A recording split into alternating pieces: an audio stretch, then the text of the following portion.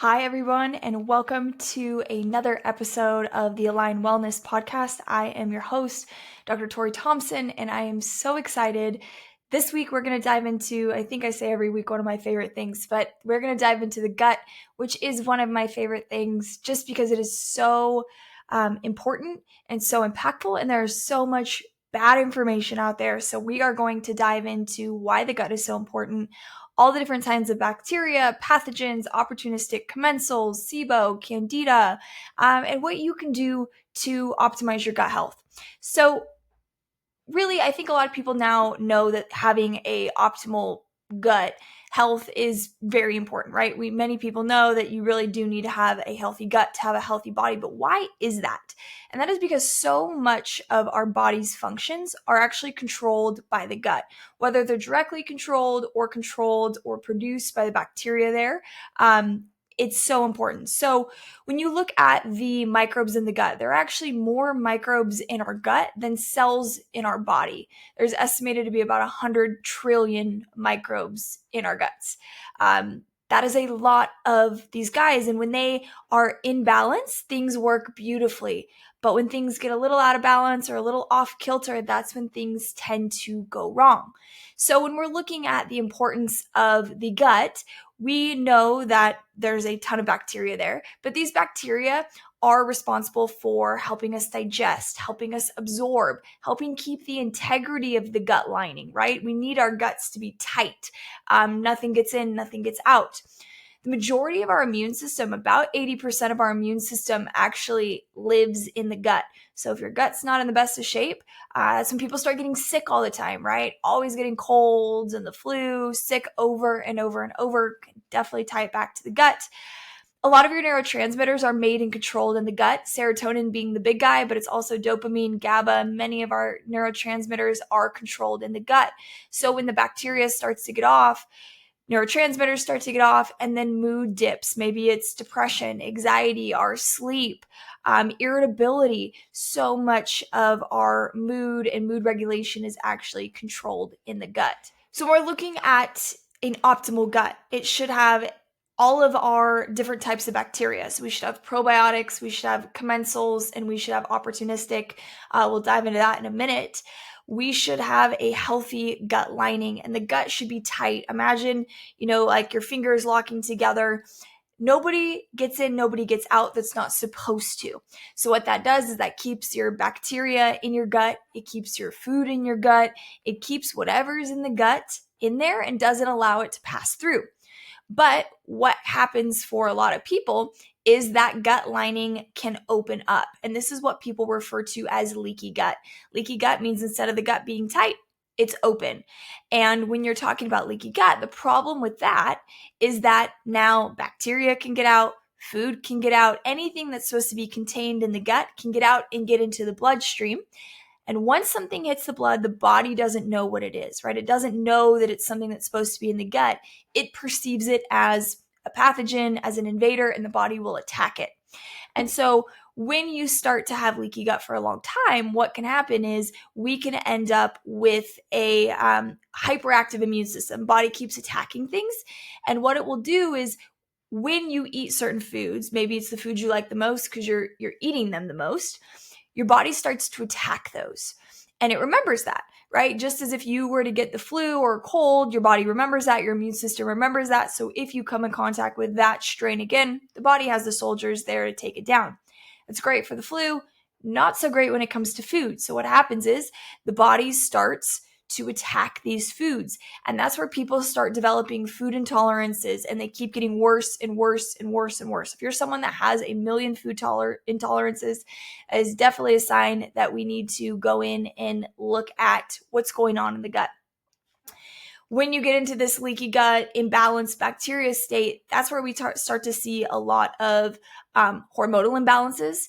We start to see maybe metabolic imbalances, whether it's thyroid hormones, whether it's metabolic hormones. So maybe inability to lose weight. We start to see that. We start to see the immune system dipping down. We start to see inflammation going up. And so it is so, so critical to really have a gut that is in balance. The problem is the gut doesn't just go haywire for no reason. So we often think, oh, I have leaky gut, let's fix it. But the problem is the body doesn't just go, you know what, gut, let's open up. What we have to do is figure out what has triggered it. So the things that can cause the gut to go from tight to leaky would be things like eating a American diet, right? High processed foods, lots of sugar, alcohol, high inflammatory diet. That can cause leaky gut.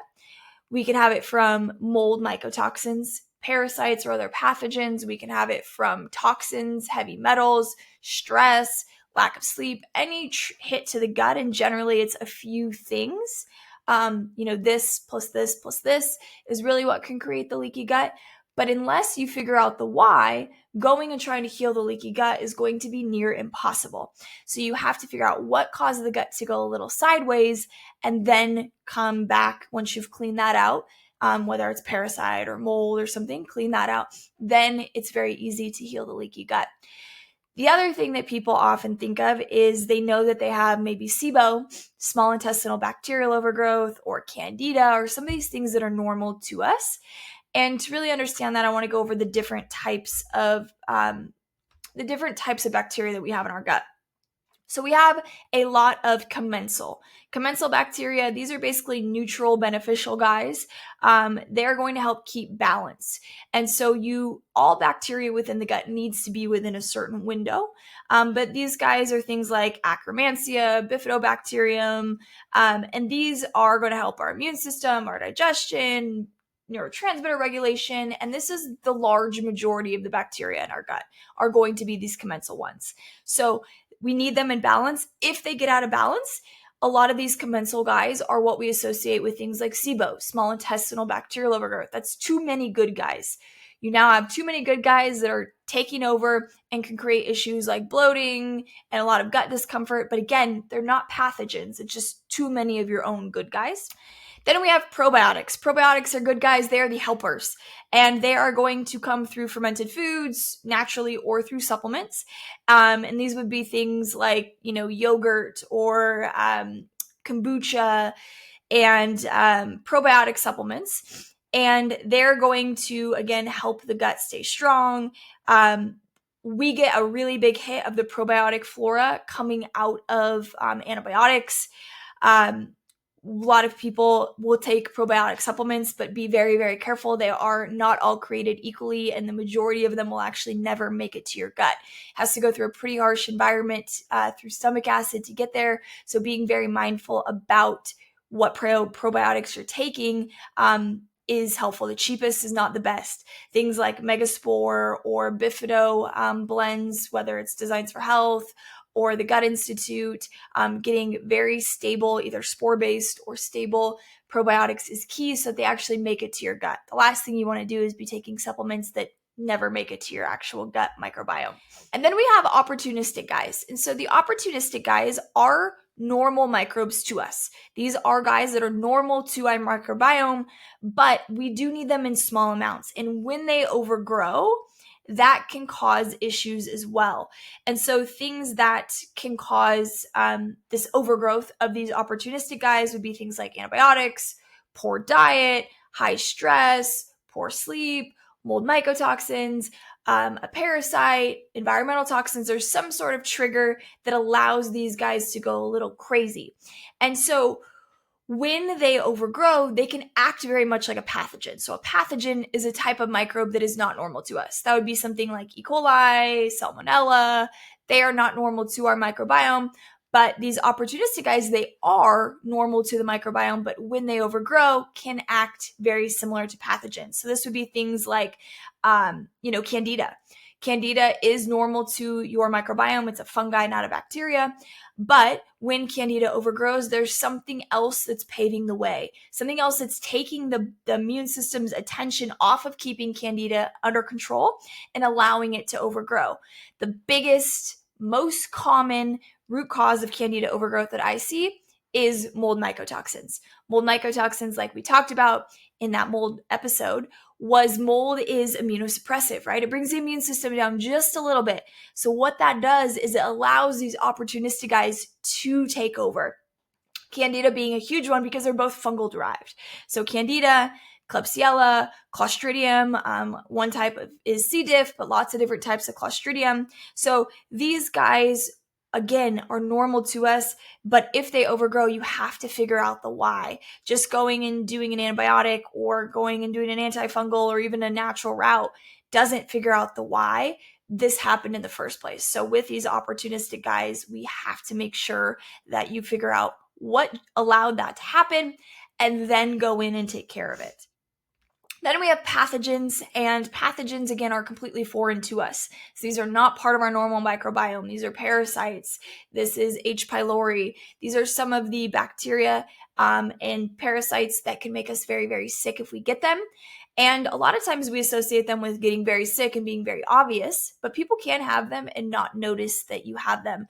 There's people that have parasites for years and years and years, never notice the thing that would be a quote unquote parasite symptom. They might have symptoms of gut discomfort or brain fog, skin issues, but not something that people directly correlate to these pathogens.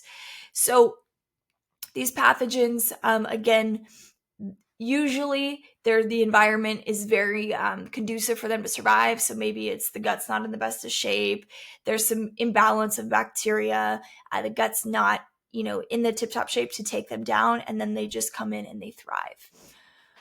So we talked a little bit about Candida and SIBO. And so Candida, very, very common, and people often know it by name, right? And I see people all the time, and they've been on Candida diets and Candida cleanses for 6 months, a year. Again, you have to figure out why. But what could be some common symptoms of Candida overgrowth would be things like skin issues, eczema, psoriasis, rashes, whether it's bloating or gut discomfort, brain fog, white coating on your tongue, toenail fungus, and then cravings. These fungi love sugar. So cravings for sugar, cravings for carbs, but definitely we associate it with cravings. And then SIBO, again, is too many of your own bacteria have overgrown. And again, you need to figure out the why. But a lot of people, one of the most common symptoms you're going to hear is bloating. I am bloated after I eat. I can wake up bloated. I'm always bloated. That's often a sign of bacterial imbalance. Constipation and diarrhea, some sort of gut discomfort, and then food intolerances. And a lot of times people start having reactions to things like cauliflower, onions, garlic, the FODMAP foods. Again, they're fermented by the bacteria there, so you tend to have reactions to these, and it keeps getting worse and worse and worse. So what do you do if you suspect that you have some sort of overgrowth? You have maybe Candida or, some sort of dysbiosis. The tricky part is there's no perfect test. So generally we recommend a stool test. But when you're doing a stool test, you can get a great idea of what the bacteria in your gut look like, but picking up pathogens is often difficult. So I love the stool tests that look at different angles. So we want to look at digestion. So how well are you able to break down fats, vegetables, meats? What are your digestive enzymes? Do you have leaky gut? How is your immune system? You can look through that and see, basically kind of get a snapshot of what the gut looks like in terms of inflammation and how it's working. And then we can look at things like all of the commensal guys, the probiotics, and we can look for pathogens. Pathogens are hard to get in a stool test because you have to get lucky enough to have had that pathogen in the test. So if you've ever done a stool test, you're getting a little bit of a stool sample and sending it in. So one, you had to hope that the pathogen left your gut and is now in the stool sample, and that two, the piece of the sample you submitted was where the pathogen is. So there's no perfect test in terms of looking for bacteria, looking for parasites. They're really the tricky one, or parasites. Bacteria is a little more accurate. So that's one way to do it, is through stool testing. The other you can do through something like an organic acids test. Organic acids is a urine sample, and we're looking at the metabolites or the breakdown of various microbes. So we can see bacteria, we can see the Clostridia family, so we can see the beneficial and commensal guys. So we can look for something like SIBO. You can see Clostridia, you can see Candida, and you can see some of the fungal guys through an organic acids test. So we do like to see both of those together ideally because you can catch it from different angles. So on the internet, there's so much information about leaky gut. And I will say in most visits, people tell me, I know I have leaky gut, let's fix it. And like we talked about, leaky gut is not the cause of someone's symptoms, it is the effect. Leaky gut happens because there's some alteration to the gut microbiome. Something's a little off, whether it's, again, poor diet, sleep, stress, bacterial imbalances, fungal overgrowth, mold mycotoxins, parasites. Something has set the stage, caused inflammation, and now the gut is open. And so when you think of it, think of the gut lining like a fence. And when it's closed, it keeps everything back, keeps everything in the gut. But when it's opened, it's like the fence gets open, and now we've got toxins, we've got undigested food, we've got bacteria all getting into the bloodstream. And so that's when the immune system starts attacking it. We start getting things like food sensitivities. We start going down the autoimmune route. Again, the immune system's hyperactive. We start getting into chronic inflammation, and the body just keeps getting more and more inflamed. So we know leaky gut is associated with a lot of things, whether it's Hashimoto's autoimmune diseases, whether it's eczema, psoriasis, whether it's brain fog, depression, anxiety, sleep issues. But again, you have to figure out why the leaky gut is leaky in the first place. Take care of that, and then you can go about healing leaky gut. Once you've gotten rid of all of the bad guys in the gut and gotten balance, it's very easy to fix. So I always use this analogy. Imagine on skates and you've fallen and you've got road rash on your arm. You are going to probably want to clean out all the rocks and the dirt before you let it heal, right? It's the same thing with the gut. You're not going to just try to heal it up with all those rocks and all that dirt in there. Your gut, you want to clean out the bad guys, whether it's a pathogen, mold, toxins. You want to get balance back of your bacteria, and then you can bring the leaky gut to calm down and heal it. It's very simple when you go through those steps. But I see all the time on the internet, people always want to go at healing leaky gut first. There are times where you have to do a Band-Aid, right? If someone has so much gut inflammation, maybe you'll add in some probiotics, some immunoglobulins, add in some things to lower inflammation. But if your goal is to heal your leaky gut first, you are going to have an uphill battle. And this is where clients will come to us and they say, yeah, I've been working on healing my gut for 2 years, and I think I've made some progress. It should not take that long. It should take only a matter of months once you've gotten all of the bad guys out. So you really do have to go through a systematic approach. And that looks like, one, testing, seeing what's in the gut that doesn't belong. And that's why I love looking at mold mycotoxins, the environmental toxins, heavy metals, and then a stool test. So we can lay it all out. Then you go through killing off whatever you need to. So you can detox mold mycotoxins, kill parasites, bacteria, fungi. So you detox and kill.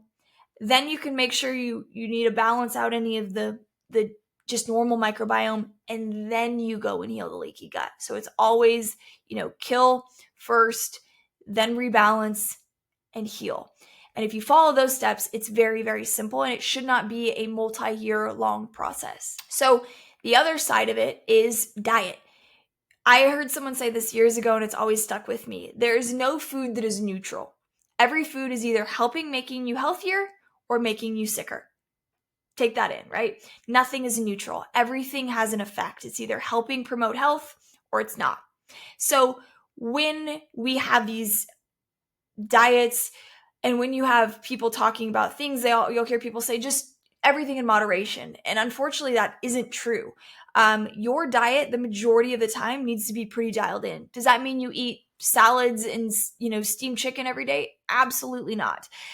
You can have an amazing diet, but having things like a ton of sugar, processed foods, seed oils, refined carbs, all of those things do pave the way for a very unhealthy gut. So what you want to look at when you're having, kind of figuring out what your diet looks like is just eating real foods. So that's animal proteins that are coming from a clean source. So, organic, free range, the best possible sourcing you can get.